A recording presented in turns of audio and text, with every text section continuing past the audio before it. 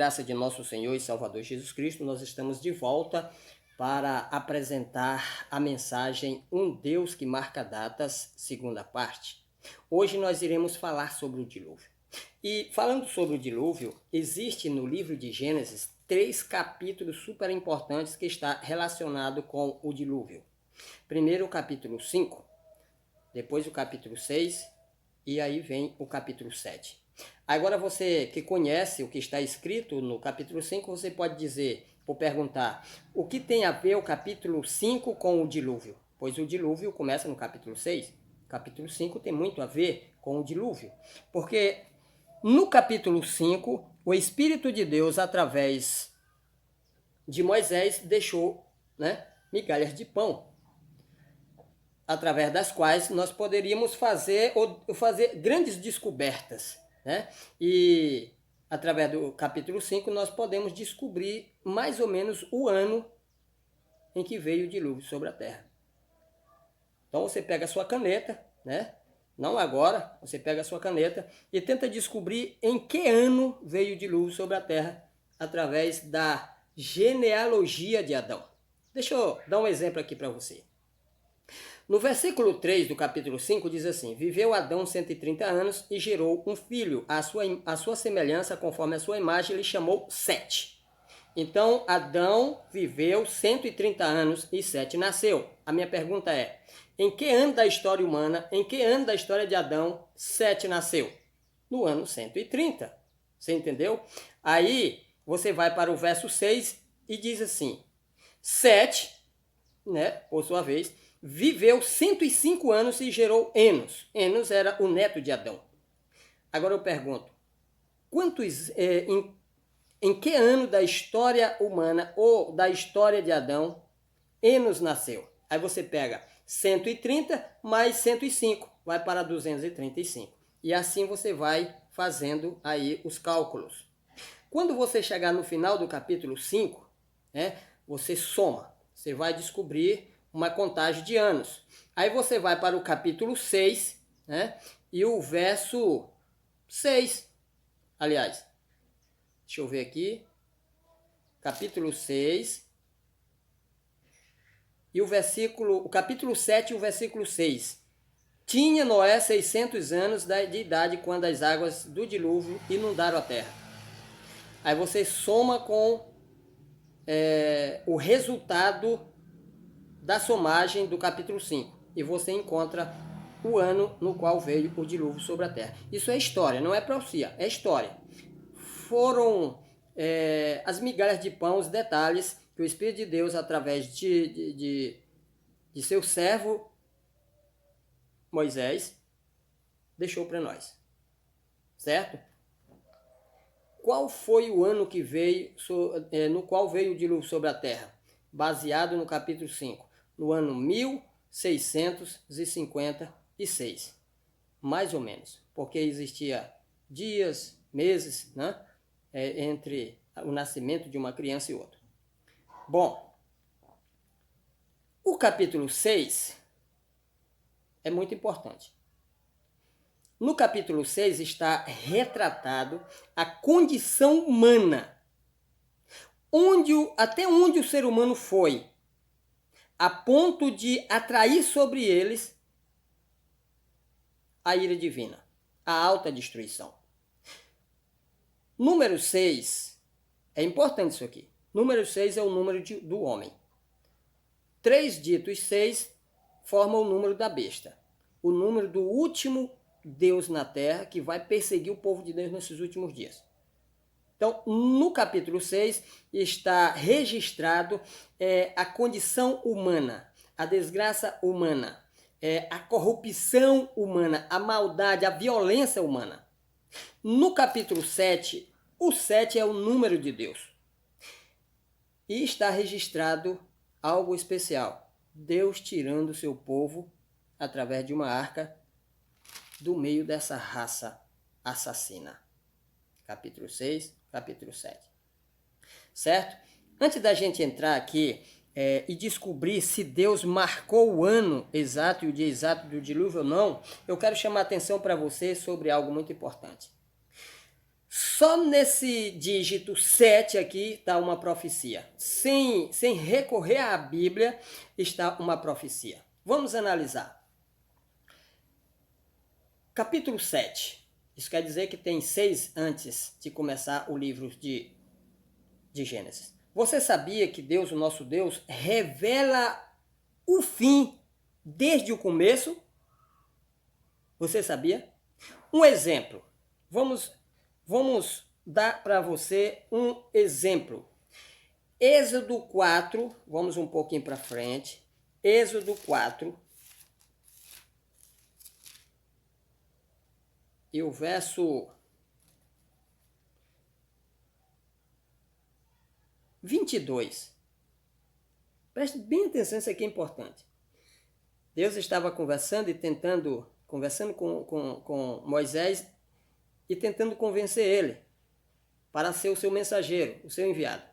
E no verso 22, Deus diz assim, Deus disse para Moisés, dirás a Faraó, assim diz o Senhor, Israel é meu filho, meu primogênito.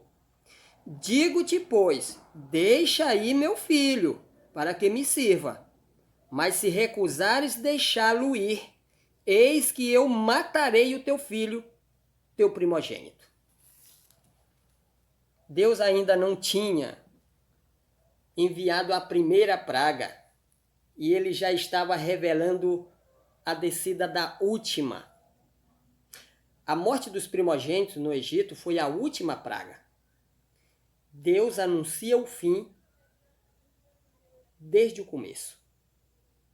Existe uma passagem na Bíblia que eu tenho quase 30 anos de adventista. E eu ficava com uma pulga atrás da orelha. Nunca havia compreendido aquela passagem. E eu pensava que havia tido um erro na tradução do original para o português. Gênesis capítulo 2. Deixa eu ler lá. Gênesis capítulo 2, parece que o verso 3. Diz aqui, ó. Isso. Capítulo 2, o verso 2. E havendo Deus terminado no 7º dia a sua obra que fizera, descansou nesse dia. Aí eu vou para Êxodo, capítulo 20, o verso 11. 9 a 11. E lá diz que Deus finalizou no 6º dia. Aqui diz que ele finalizou no 7º.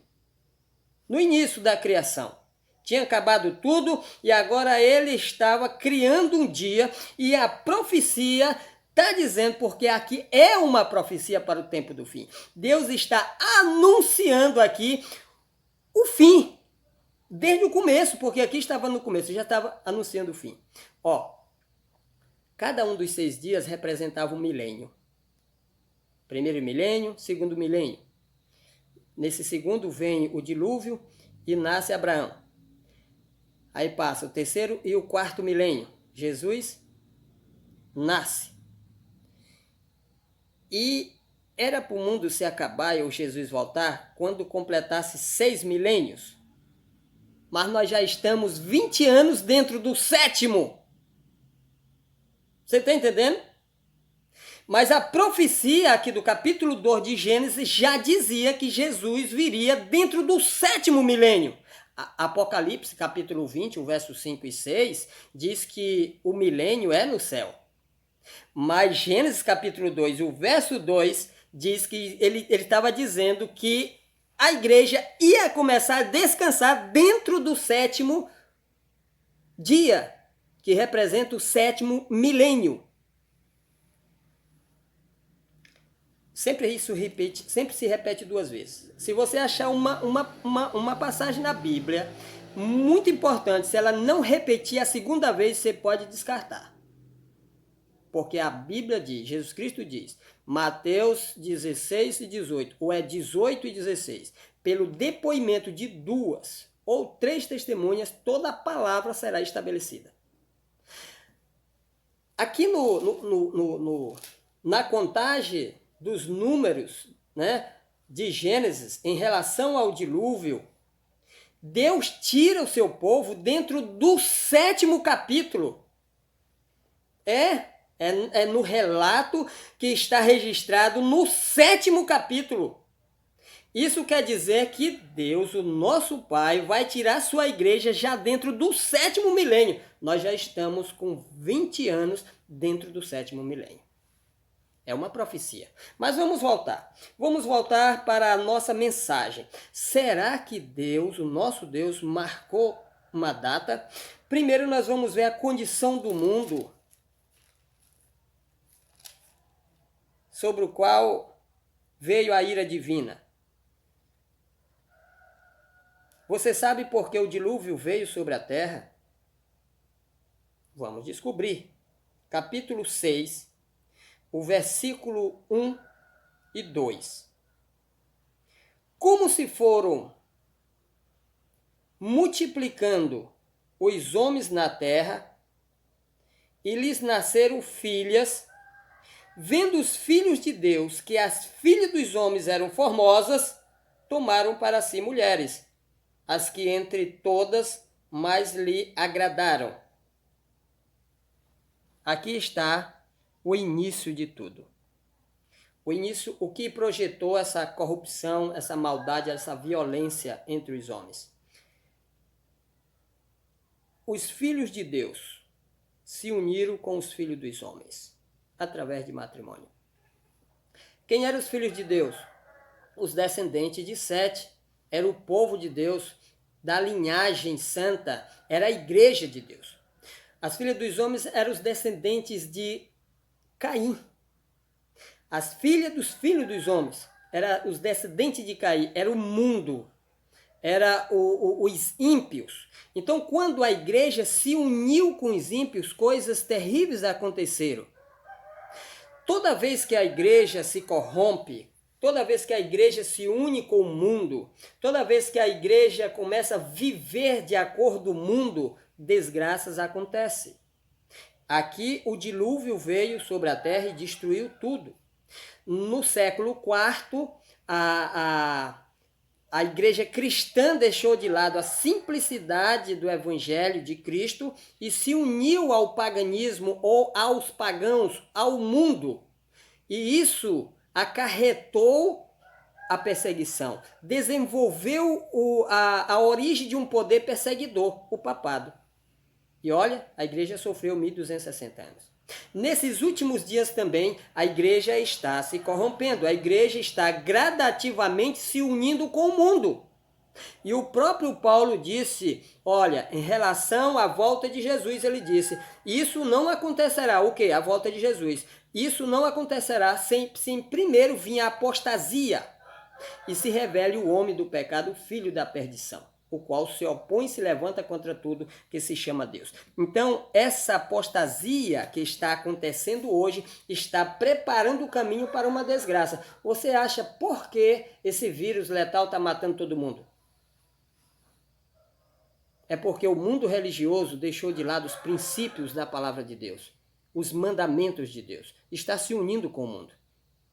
Está dormindo um sono letal, diabólico, infernal. E Deus está permitindo tudo isso para acordar as nações e acordar cada um de nós.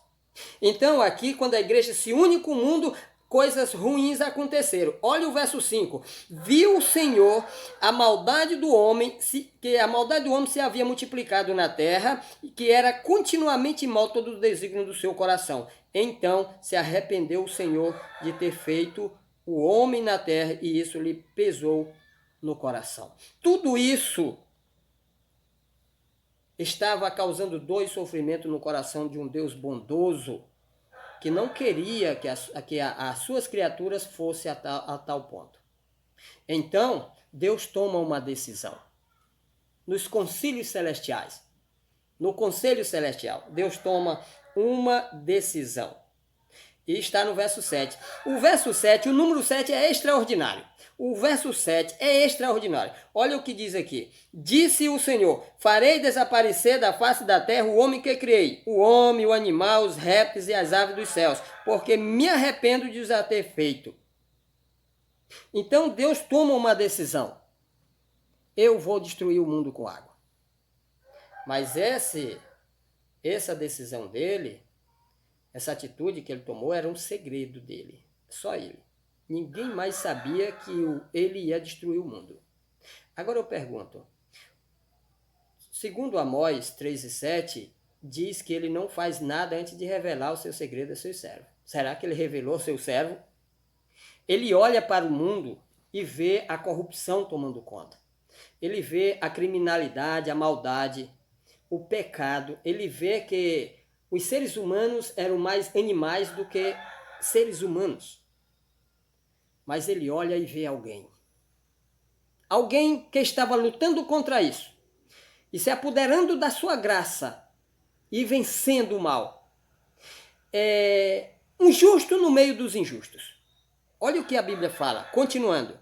Porém, Noé achou graça diante do Senhor. Não é nossa bondade, não é coisa boa que praticamos que atraímos a bondade de Deus. Não.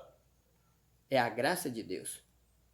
É a graça de Deus que nos prepara. É a graça de Deus que nos salva, nos regenera e nos transforma, nos preparando para o céu. E olha o que a graça de Deus fez com esse homem. O verso 9. Eis a história de Noé. Noé era homem justo e íntegro entre os seus contemporâneos. Noé andava com Deus. Foi isso aqui que a graça de Deus conseguiu fazer com esse homem. Agora imagine Deus na sua alegria, sabendo que existia ali um homem o qual ele poderia usar. Agora eu faço uma pergunta. Será que Deus revelou o seu segredo de destruir o mundo para seu servo? Vamos ver. Vamos ver. O verso 11 ainda continua dizendo assim: a terra estava corrompida à vista de Deus e cheia de violência. Viu Deus a maldade, viu Deus a terra e eis que estava corrompida, porque todo ser vivente havia se corrompido do seu caminho. Agora sim. Agora chegou o momento exato da revelação divina. Deus então começa, a se revelar para o seu servo. Chega o momento. Existe para tudo um tempo marcado por Deus. Há tempo, é bíblico, há tempo para todo propósito. Há tempo para todo propósito. E aqui, no verso 13, Deus se faz conhecer ao seu servo. Deus revela ao seu servo o seu segredo. O segredo de destruir o mundo com água. Ele diz assim: então disse Deus a Noé: resolvi dar cabo de toda a carne, porque a terra está cheia de violência dos homens. Eis que os farei perecer juntamente com a terra. Faze uma arca de tábuas de cipreste. Esse é o nosso Deus. Um Deus que se revela aos seus filhos na hora cruciante da sua história, da existência humana. Quando a igreja mais precisa dele, ele se revela como um Deus todo-poderoso. Diz: Noé, eu vou te contar o meu segredo. Eu não aguento mais esse mundo e vou destruí-lo. Mas eu vou te salvar. Faz uma arca. Eu vou salvar você. Faz uma arca. Mas Deus disse assim: Noé, mas eu não vou te revelar nada sobre tempo não, porque eu não revelo. Eu vou deixar você sofrendo aí, pensando assim, mas e agora? Quando é que o dilúvio vem? Eu não sei. Será que é hoje? Será que é amanhã? Deus não brinca com os sentimentos dos seus filhos. Isso é maldade. Deus é um Deus bondoso, puro. Olha o que está escrito no verso 3. Capítulo 6, verso 3. Então disse o Senhor: o meu espírito não agirá para sempre no homem, pois este é carnal, e os seus dias serão 120 anos. Aqui o nosso Deus, nosso bondoso Deus, revelou e marcou o ano exato da descida do dilúvio sobre a terra. Aqui Deus está dando à humanidade, na sua misericórdia, porque ele poderia ter destruído tudo naquele dia, mas ele, na sua misericórdia, na sua bondade, ele deu para os antediluvianos um período de graça, 120 anos de graça, dentro do qual o Espírito Santo trabalharia na mente e no coração daquela raça assassina. Todos aqueles que ouvissem a voz do Espírito Santo seria salvo. Pedro, numa de suas cartas, chama Noé o pregador da justiça. Noé não só construía a arca, mas também pregava para os seus contemporâneos. E o Espírito Santo, através de suas mensagens, trabalhou incansavelmente no coração dos antediluvianos durante quanto tempo? 120 anos. Agora, o ponto de partida desses 120 anos. Qual foi o ponto de partida? Foi no dia e no ano em que Deus se revelou ao seu servo e disse: Noé, eu vou destruir esse mundo, faz uma arca. Começa o ponto de partida. Vamos supor que essa revelação foi num domingo, do primeiro ano dos 120. Quando chegou no domingo do último ano, do último mês dos 120, então Deus fala essas palavras aqui, ó. Capítulo 7. Vamos entrar para o número de Deus. Disse o Senhor a Moisés: entra na arca, tu e toda a tua casa, porque reconheço que tens sido justo diante de mim no meio desta geração. De todo animal limpo levarás contigo, pares, macho e fêmea e tal, também das aves, etc, etc. Aí no verso 4 diz assim: porque aqui no verso 4 ele marca o ano, o dia exato da descida do dilúvio. Ele já tinha marcado o ano, chega no final desse ano, dos 120 anos, desse período de 120, quando chega no final, ele manda ele entrar e revela o dia exato da descida do dilúvio. Vamos ver? O verso 4. Porque, disse Deus a Noé, porque daqui a 7 dias farei chover sobre a terra. Essa palavra daqui está marcando o ponto de partida dos 7 dias. Se foi um dia de domingo, então era só contar 7 dias e o dilúvio vinha no 8º dia. Está marcado aqui. É Bíblia. É Bíblia. Por que nós muitas das vezes tentamos esconder esse Deus? Esse Deus que marca datas. Deus por toda a história vem marcando datas. Marcou o dia exato da queda, da destruição do mundo. E Cristo disse que assim como foi nos dias de Noé, vai ser nos últimos dias. E aí? Esse é o nosso Deus. Esse é o nosso Criador. Ele não deixa os seus filhos perdidos em relação ao tempo. Agora imagine, se ele marcou a data, se revelou ao seu servo Noé, não vai se revelar aos seus filhos, à sua igreja nesses últimos dias através dos profetas que está retornando? Meus amados, olha, esse homem que vem aí, esse Deus, anticristo, o 8º rei, ele é o pior dos piores. Ele é o clímax de toda a maldade que já veio sobre a igreja desde Adão até aqui. Todos os deuses que os nossos irmãos passados adoravam, transgredindo e idolatrando, era feito de pedras, era feito de ouro, era feito de madeira. Baal e o Astarote, Deus Sol, Deus Lua, era feito de madeira, era feito de pedra, era feito de ouro. Esse é feito de carne e osso. Um homem querendo ser Deus. Um homem que vai se levantar contra tudo que se chama Deus. E você acha que Deus ia deixar a sua igreja fraquinha como está, sem revelar nada? Ah, mas está tudo revelado na Bíblia. E por que vocês não pregam? Estou falando agora para os líderes. Por quê? Ok? Então está aqui. Um Deus poderoso, onipotente, onisciente e onipresente. Ele está em todos os momentos da sua igreja, principalmente quando o seu povo está ultrapassando uma tempestade. A sua poderosa mão, nesses últimos dias, vai guiar o seu povo em meio à tempestade.